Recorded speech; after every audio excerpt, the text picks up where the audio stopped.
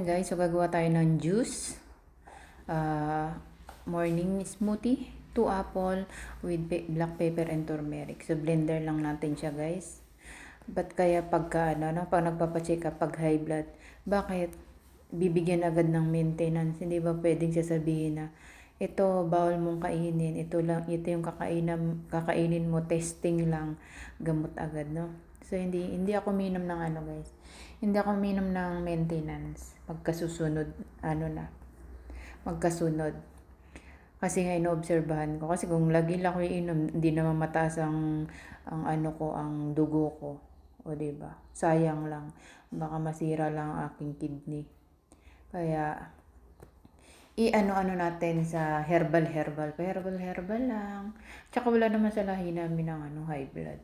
Tumaas lang yung ko is kasi wala akong tulog. So ngayon is nakakatulog na ako, kaya parang bumabawi-bawi na ako. Yung dibdib ko parang hindi na siya sumasakit, di katulad dati na pag wala akong tulog guys, masakit yung dibdib ko, tapos doon sa likod. Ganun. Pero yung dugo ko is anemic. But ang umiinom lang ng gamot sa high blood pagka ang dugo is mataas. Ako anemic, umaabot na ako 99, 98. Inom pa ba ako ng gamot? Di sayang lang pag-inom ko. So, ang pagkain ko naman is change lifestyle na ako. Kaya lang umiinom ng binibigyan siguro ng gamot kasi hindi sinasabi na bawasan mo yung pagkain mo, kailangan yung bawal huwag mong kainin. So ngayon kapag iinom ka na ng gamot, kahit kainin mo kahit lahat kainin mo, walang bawal-bawal kasi nga nagagamot ka, 'di ba?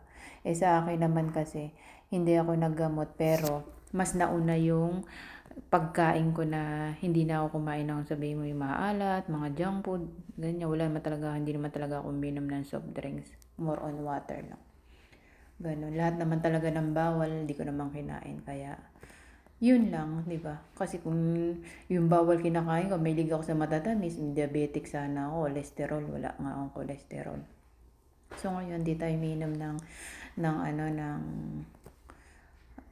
maintenance.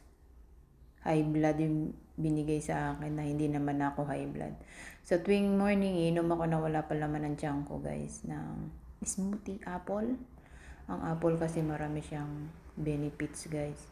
So nilagyan natin siya ng turmeric tsaka black pepper, maganda rin yan sa mga high blood or mga cancer ganyan.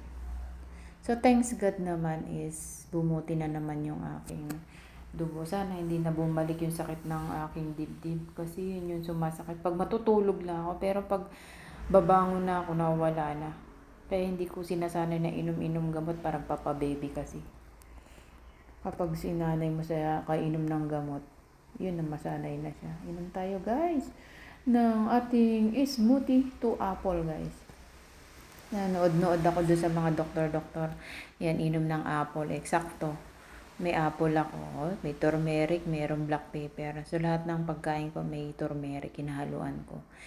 Instead na mga pampasarap, yan na lang at least, siya, gamot. Diba? Mga herbal remedy. Ay, sarap niya guys. Tas yung tubig niya is maligamgam. Never naman ako uminom ng malamig na tubig sa umaga. More on warm water. Dapat pagkagising natin inom tayo warm water para ma-flush out yung yung toxic sa katawan at maihi natin guys. At nakakababa rin ng dugo ang pag-inom ng warm water every morning pagkagising. So, minsan, pagka umihi na ako ng mga 5 or 4, inom na ako ng tubig niyan. So, nakakatatlo ko, 4 na baso.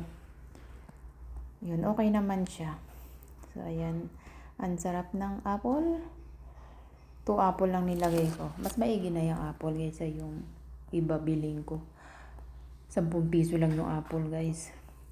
Tsaka maganda yan sa umaga. Kakainin. Pag gabi na hindi kasi nga, 'di ba? Matagal siya matunaw. Before kasi kumakain ako ng hapon. Ang tamang pagkain pala ng apple is morning or lunch. Pagdating ng hapon din na kasi mahirap na pala siya tunawin. Pero kung gagawin mong smoothie, okay siya. Kaya pagka sa gabi pa lang, dapat na kinakain lang natin soft food. Pwede tayo mag hard food sa morning and lunch. Kaya ang pagkain ko is sa lunch gulay at saka rice. Pagdating ng hapon, yung mga soft food, may gulay din pero yung mga ano lang siya. Madaling tunawin. Kahapon wala na nga pala akong video. Ang ano ko is malunggay guys. Yun yung raw malunggay yung inano ko. Yung blender ko guys. Wala ko stock kaysa masira siya. Mas maigi pala yun inumin ng sariwa kaysa yung lulutuin kasi mawawala na yung parang vitamina niya. Kaya mas maigi pala na raw na i-blender siya. Marami ring benefits ang ang malunggay sa katawan. Kaysa bumibili-bili ng mga vitamins, mas maigi na yung natural. Walang halong kaiklabuhan. So natira yung apple guys, kinain-kain ko. Sayang. Kasi yung buto siya. Hindi ko na isinama yung buto. Tinanggal ko na sa sa apple. So yun natin vlog. Wow! Ayan guys, 51.7 na ako. Na-stock up ako sa 51. Hindi ako makapunta sa 50. Na-miss ko egg challenge guys. Egg challenge! So ang itlog is native na. Never na yung white guys. Kain tayo ng native egg.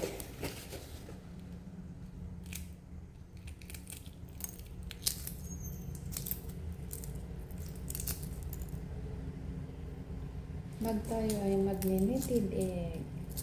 Na-over yata. Cook. Na-over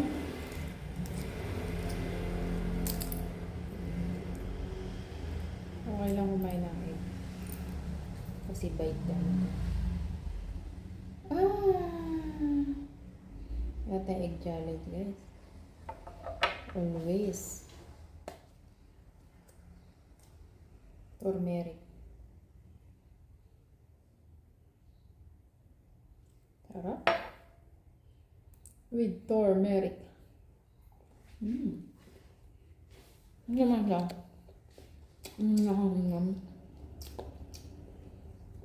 Black pepper.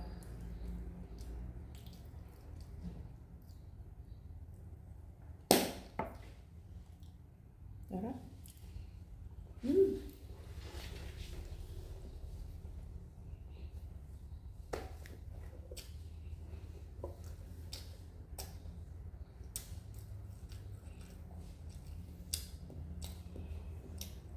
Diyan kayo natin yun. Baka ma-over tayo.